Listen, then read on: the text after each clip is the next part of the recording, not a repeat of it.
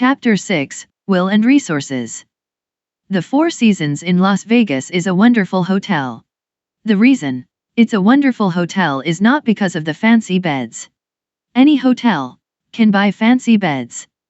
The reason the Four Seasons is a wonderful hotel is because of the people who work there. If you find yourself walking through the halls and an employee says hello, for example, you get the distinct feeling that they wanted to say hello, not that they were told to say hello. Human beings are highly attuned social animals. We can tell the difference. There happens to be a coffee bar in the lobby of the hotel. One afternoon while on a business trip in Las Vegas, I went to buy myself a cup of coffee. The barista working that day was a young man named Noah. Noah was funny and engaging. It was because of Noah that I enjoyed buying that cup of coffee more than I generally enjoy buying a cup of coffee. After standing and chatting for a while, I finally asked him, "Do you like your job?" Without skipping a beat, Noah immediately replied, "I love my job." Now, for someone in my line of business, that's a significant response. He didn't say, "I like my job," he said, "I love my job." That's a big difference. Like is rational. We like the people we work with. We like the challenge. We like the work. But love is emotional. Love is something harder to quantify. It's like asking someone, "Do you love your spouse?" and they respond, "I like my spouse a lot." It's a very different answer. You get my point. Love is a higher standard. So when Noah said, "I love my job," I perked up. From that one response, I knew Noah felt an emotional connection to the Four Seasons that was bigger than the money he made and the job he performs. Immediately, I asked Noah a follow-up question. "Tell me specifically what the Four Seasons is doing that you would say to me that you love your job." Again, without skipping a beat, Noah replied, "Throughout the day, managers will walk past me and ask me how I'm doing, ask me if there is anything I need, anything they can do to help. Not just my manager. Any manager. I also work for another hotel," he continued. He went on to explain that at his other job the managers walk past and try to catch people doing things wrong. At the other hotel, Noah lamented, "I keep my head below the radar. I just want to get through the day and get my paycheck." Only at the Four Seasons, Noah said, "Do I feel I can be myself?" Noah gives his best when he's at the Four Seasons. Which is what every leader wants from their people. So it makes sense why so many leaders, even some of the best-intentioned ones, often ask, "How do I get the most out of my people?" This is a flawed question, however. It's not a question about how to help our people grow stronger, it's about extracting more output from them. People are not like wet towels to be wrung out. They are not objects from which we can squeeze every last drop of performance. The answers to such a question might yield more output for a time, but it often comes at a cost of our people and to the culture in the longer term. Such an approach will never generate the feelings of love and commitment that Noah has for the Four Seasons. A better question to ask is, how do I create an environment in which my people can work to their natural best? Too often, when performance lags, the first thing we do is blame the people. But in Noah's case, he is the same person in both his jobs. The only difference is the leadership environment in which he is asked to work. Had I met Noah at the other hotel, where his output was prioritized over how supported he felt, my experience with him would have been totally different. The odds are high I would neither be writing about him nor singing the praises of the other hotel. It's not the people doing the job, it's the people who lead the people doing the job who can make the greater difference. Noah's managers at the Four Seasons understand that their job is to set an environment for Noah in which he can naturally thrive. Leaders will work to create these environments when we train them how to prioritize their people over the results. And this is the true definition of what it means to lead. There is absolutely zero cost for a manager to take time to walk the halls and ask their people how they are doing, and actually care about the answers.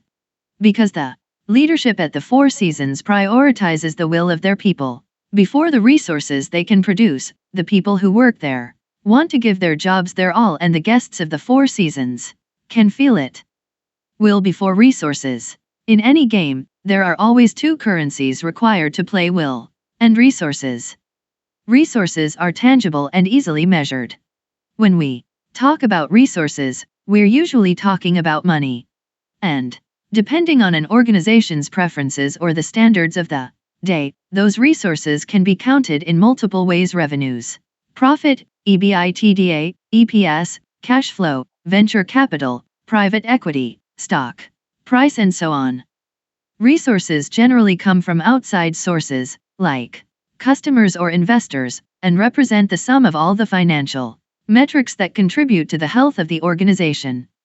Will, in contrast, is intangible and harder to measure. When we talk about will, we're talking about the feelings people have when they come to work. Will encompasses morale, motivation, inspiration, commitment, desire to engage, desire to offer, discretionary effort, and so on.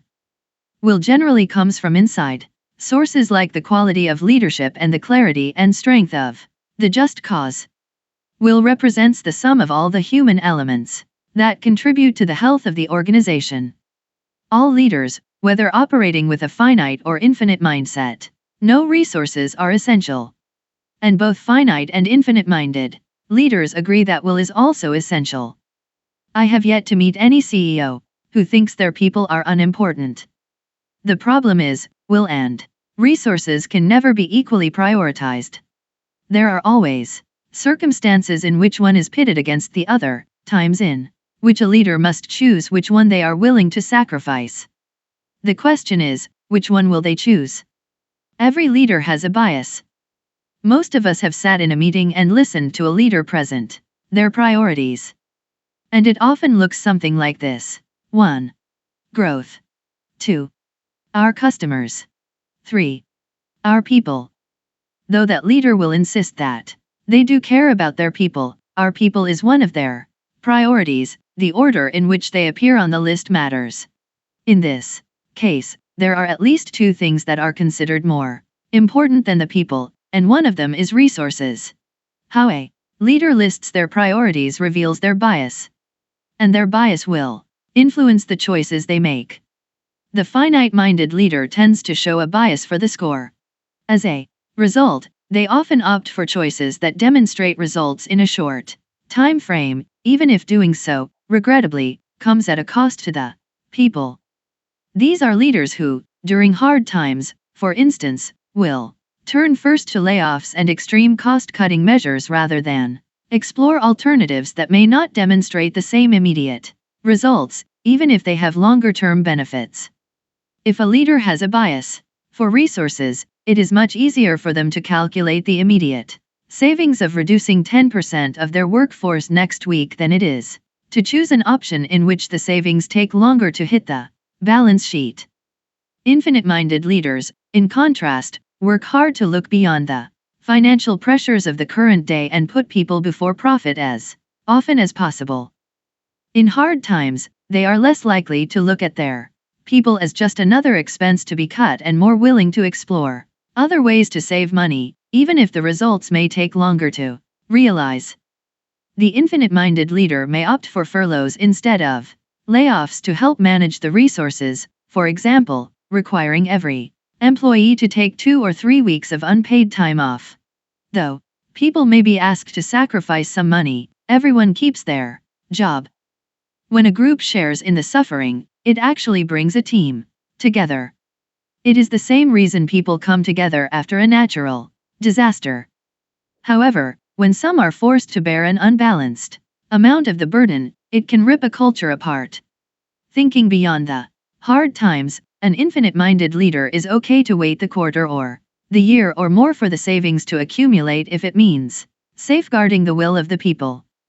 They understand that the will of their people is the thing that drives discretionary effort, as well as problem-solving, imagination and teamwork, all things essential for surviving and thriving in the future. The value of strong will over resources simply cannot be underestimated. Indeed, it was the will of the North Vietnamese people that was central to General Giap's strategy to push the superior resourced American forces out of Vietnam. Still, when those with a bias for the resources hear folks like me talk about the need to put people before profit, the hair on the back of their necks stands up. What they hear is that I think the money is not important. False. What they hear is that I don't think they care about their people. Also false. It's not an either-or choice. The bias doesn't even need to be extreme. Danny Meyer, the famed restaurateur and founder of Shake Shack, shared his bias when he said his business is 49% technical and 51% emotional. The restaurateur's take on will and resources. Even a small bias for will before resources is more likely to create a stronger culture in which will and resources will both be in ample supply for the long game. The cost of will. Too many leaders see people as a cost, says former CEO of Burberry and former senior vice president of retail for Apple Angela Ahrendts. Especially in retail, which suffers from such high turnover rates, the common logic is, why invest in people who aren't gonna stick around? This is a one-dimensional and finite view of the way business works. Focusing on the money they can save by not investing in their people, too many finite-minded leaders overlook the additional costs they actually incur when they don't. Hiring new people to fill the empty slots costs money. Losing experienced staff and waiting for people to get trained and adjust to a new culture all affect productivity. Add in the low morale in high-turnover jobs, and it makes one curious whether the money saved was actually worth it. Ahrendts was curious too. So she ran the numbers. And what she discovered surprised even her. The actual incremental cost of Apple taking care of their people was zero. Apple gives all full-time retail employees the same benefits as full-time employees who work at corporate, including full medical and dental coverage and $2,500 in education reimbursement should they wish to take classes outside work. Apple was one of the first companies to offer new hires a $15 per hour minimum wage and gives full-time retail employees the same option to buy stock in the company as any other corporate employee. All these additional costs are offset by the money the company saves from lower recruiting and training costs, which most firms that overuse layoffs are forced to pay to refill positions at later dates, costs that are often not included when executives report how much money they saved with a round of layoffs. And unlike many large retailers who have to maintain a huge staff of recruiters to work continually to replace the people who leave, Apple only needs a very lean recruiting staff for their retail operations. Of course, some would argue that Apple makes a lot more money per employee compared to most retail operations and so they can afford to pay higher wages. However, Costco, which pays their cashiers an average of $15.09, in addition to offering a 401k and health insurance, has found that they make up for the additional cost because of reduced turnover and higher productivity. Plus, customers tend to enjoy better service when employees feel looked after, which likely translates into higher average sales. If the actual costs are net neutral, then the difference in how we treat people is simply a matter of mindset. And it is because of that alternative mindset that Apple and Costco enjoy average retention rates around 90%, when the average in the rest of retail is 20 to 30%. Where finite-minded organizations view people as a cost to be managed, infinite-minded organizations prefer to see employees as human beings whose value cannot be calculated as if they were a piece of machinery. Investing in human beings goes beyond paying them well and offering them a great place to work. It also means treating them like human beings. Understanding that they, like all people, have ambitions and fears, ideas and opinions, and ultimately want to feel like they matter. It may feel like a risk to many a finite-minded leader to shell out all that extra money with the hope that it works out. Lower wages and fewer benefits are simply easier to calculate. However, it may be worth the risk. When companies make their people feel like they matter, the people come together in a way that money simply cannot buy. When will is strong, his banker and his entrepreneur friends warned him not to do it. They told him that if the company went forward with the plan that the employees would hate it. They will leave, his friends said. However, the CEO also spent time talking to various people within the company to get their input before making a decision. And they all agreed. The company should implement a salary freeze and stop matching 401(k)s. During the 2008 recession, when people were tightening their belts in hard economic times, many chose to put off buying non-essential items like storage and organization products for their homes and offices. And the Container Store, the only national retailer solely devoted to storage and organization products for our homes and offices, felt it. Their sales dropped 13%. This presented a problem for a company unaccustomed to dips in revenue. They had enjoyed a compounded annual growth rate of 20% from when they first opened their doors in 1978. Leadership talked to some of the employees and concluded they had to cut their expenses by at least the same amount as the drop in sales. To add to the stress, no one knew how long the recession would last or how long sales would continue to drop. The Container Store has always prided itself on being an employee-first kind of company. So when the recession hit, they refused to take the expedient route and lay off employees. But they had to do something. As they presented the plan to freeze salaries and 401(k) matches for an undetermined time period, leadership wasn't sure what to expect in response.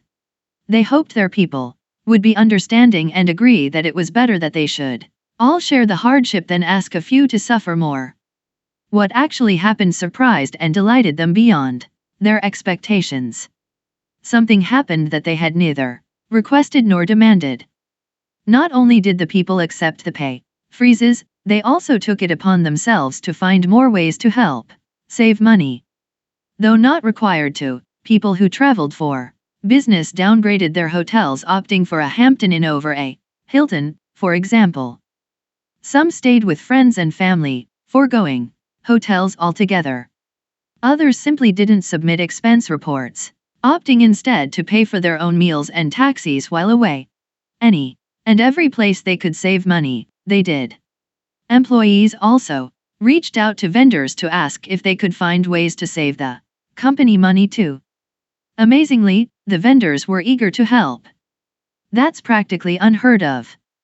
Clearly, they were under no obligation to trim their prices just to help a customer that was feeling the crunch of hard times.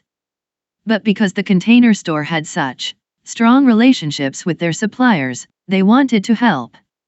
Top-down couldn't have been even half as effective, says Kip Tyndall, the company's co-founder and former CEO. And he's right. A company's leadership can demand that employees downgrade their hotels, pressure their people to insist that vendors find savings, and announce that they will no longer reimburse business trip expenses. And if they did those things, they would indeed save money. And also risk inciting mass rebellion.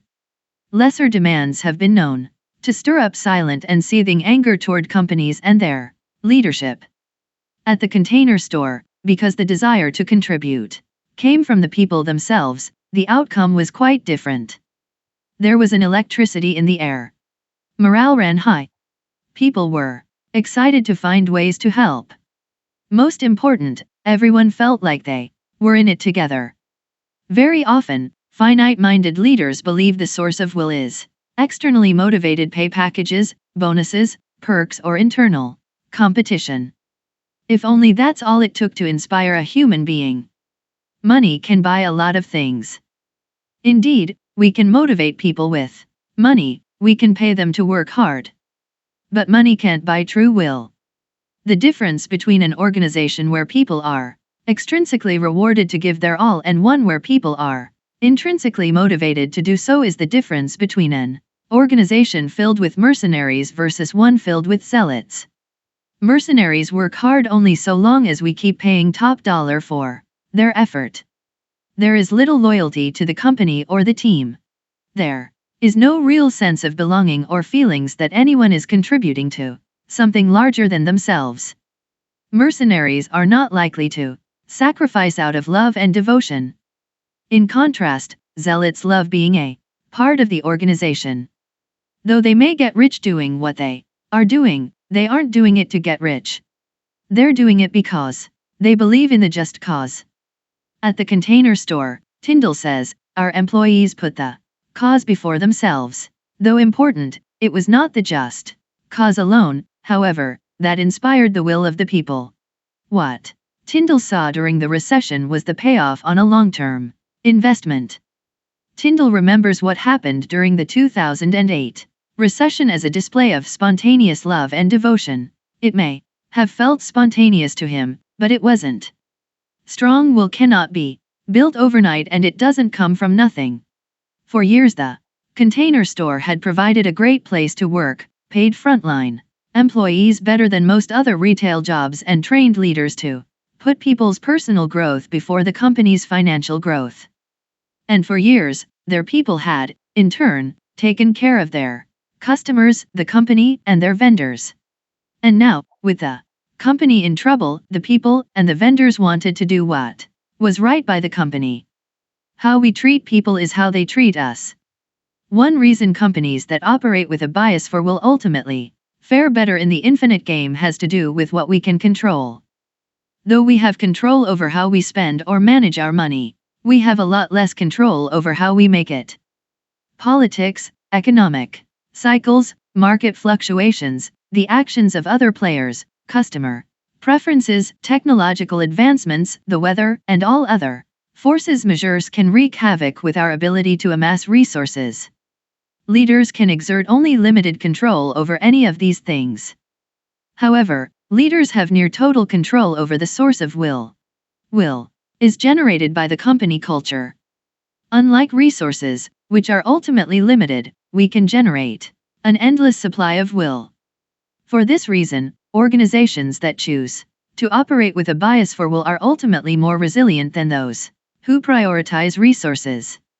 When hard times strike, and hard times always strike, in companies with a bias for will, the people are much more likely to rally together to protect each other, the company, the resources, and their leaders. Not because they are told to, but because they choose to. This is what happens when the will of the people is strong. We built a sense of family, of love and loyalty to each other, our customers, vendors, and communities. Our intention was to build a business where everyone associated with it thrives, says Tyndall.